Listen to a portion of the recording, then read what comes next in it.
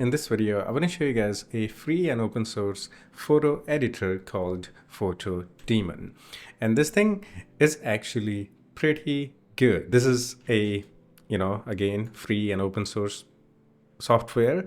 And sadly, even though it's a free and open source software, this is only available for Windows. I know some Linux user out there will scream in the comments that this is free and open source, but not available for Linux. Yeah, sadly, this is only for Windows, and it's a portable program and also very lightweight.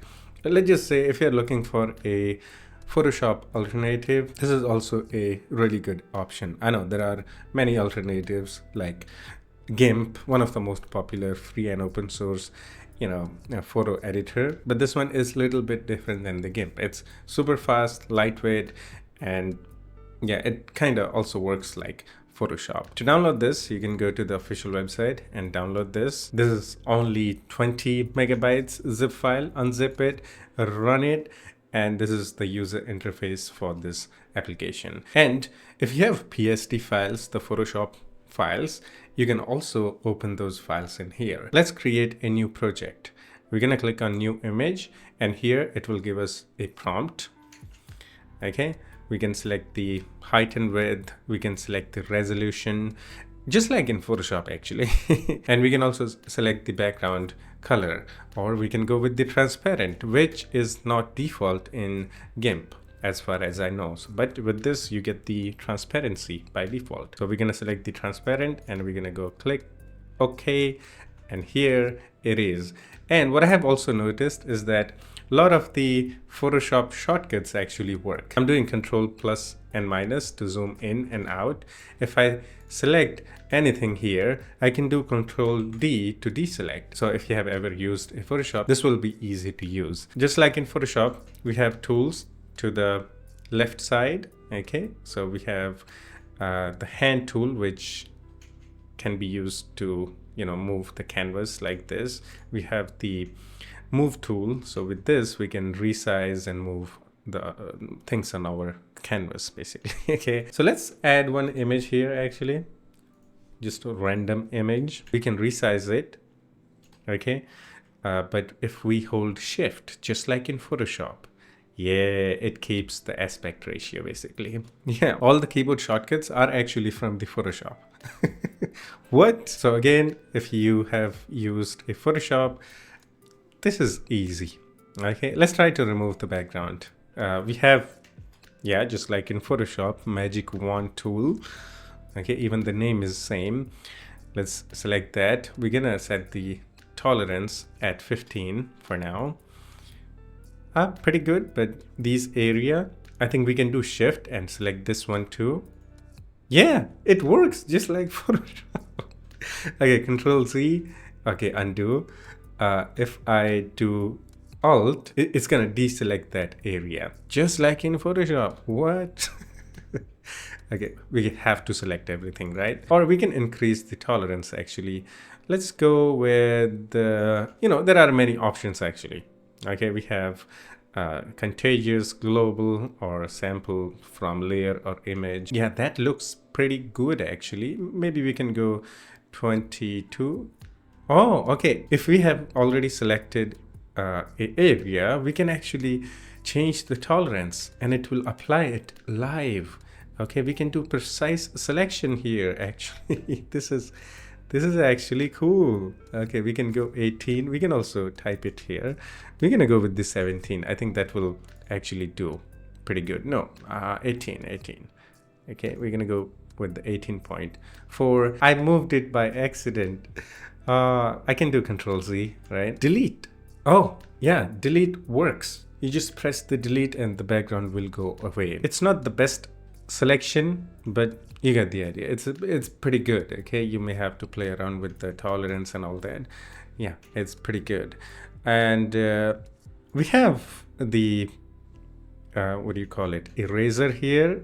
We can actually fix some of the imperfections. It's too small. That's what she said. Well, let's make it bigger. Yeah, that's better. Yeah, now we can go like this and remove any imperfections. but I'm not gonna go through all these. Okay, I'll leave that for you guys. Okay, it's actually super fast. We can also add more layers here at the bottom. We can click on plus and add the layer. We're gonna add transparent layer, fill it with the bucket tool. Yeah, we also have the paint bucket tool. Let's select the color, maybe pink, why not, or maybe purple. Okay, let's do that. Okay, just like in Photoshop, it works. Let's resize our cat. No, I painted on the cat layer. If there is anything above that layer, it won't fill that area. Okay, let's fill that. And to apply filters, we have effects at the top. Okay, if we go into the adjustment, this program can do some auto correction and enhancement. Okay, if I click on, just keep your eye on cat. I'm gonna click on auto enhance. See, it added some more details to the cat. I can undo this and you'll see. Let's try the auto correct. I think it's for the colors, and auto enhance is for the contrast. Okay, it actually did something, so it automatically, you know, tries to correct your colors and contrast, which is pretty good for photo editing. This feature is not even available in Photoshop. I have only seen this on Krita. Whenever I use Krita, I always use the auto enhance feature in Krita. So this also has this, which is pretty good. It will automatically make your photos look good. Okay, or it will auto balance the contrast and colors. You can make your picture black and white. You can change the brightness and contrast manually. We have color balance, curves. Let's go here. You can see it's pretty good actually. Okay, so you can change the color just like that. For photo editing, I think this is a wonderful program. Okay, for free. I mean, it's 20 megabytes, it's super fast, and you can see the preview here. Okay, you can change the color and whatnot. I have never seen such a clean program, and also that works really well. Okay, we can do the curve adjustments. I think we can add more points to it. Okay, so you got the idea. So this is actually really good. Okay, for color correction and everything, you have everything you need. You'll not miss Photoshop if you want to do color correction. It's actually really good. Okay, so let's go into the effects. Yeah, we have effects. Let's make it colored pencil effect. We can also, you know, change the radius and pressure. Okay, so these are like filter effects. Okay, we can undo this if you don't like it, just like in Photoshop. Okay, we have many filters. We have blur filters, we have light and shadow. Let's check on that. Rainbow, what is that? Oh, okay, this effect is also really cool actually. Yeah. Yeah, look at that. I think this here it will look good. I can change the angle. Yeah, this rainbow effect is actually pretty good. I'm gonna apply it now. Look at that.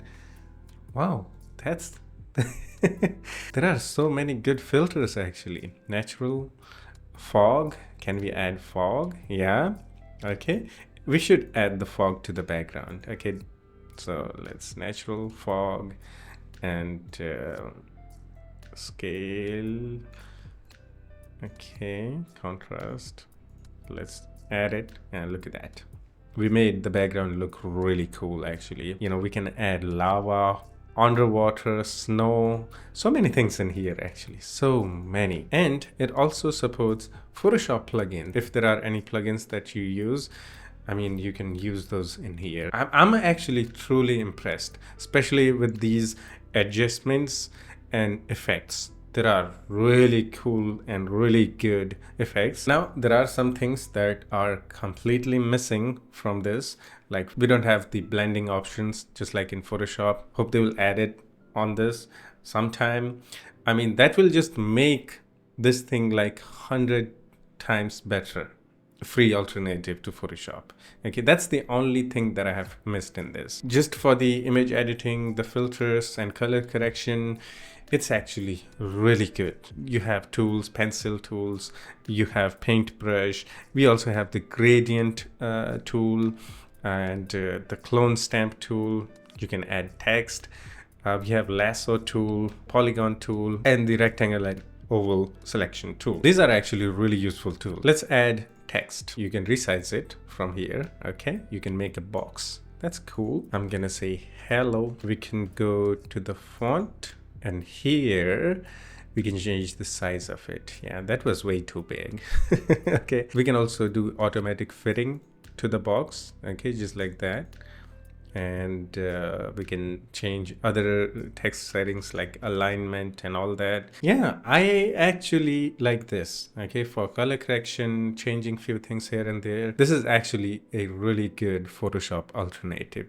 On top of that, it supports PSD file, the Photoshop file, plus the Photoshop plugins. Yeah, if you're looking for a Photoshop alternative, you don't really like the GIMP, it's way too complicated and all that, you should give it a try. This is actually good for doing photo editing or adjustments, the filters and whatnot. And yeah, that's it for this one. Hope you enjoyed it. But if you still have any questions or have any suggestions for me, you can always do the comment and we can have some chit chat in the comment section too. Yeah, that's it. I'll see you in the next one. Take care of yourself and have fun. Bye-bye.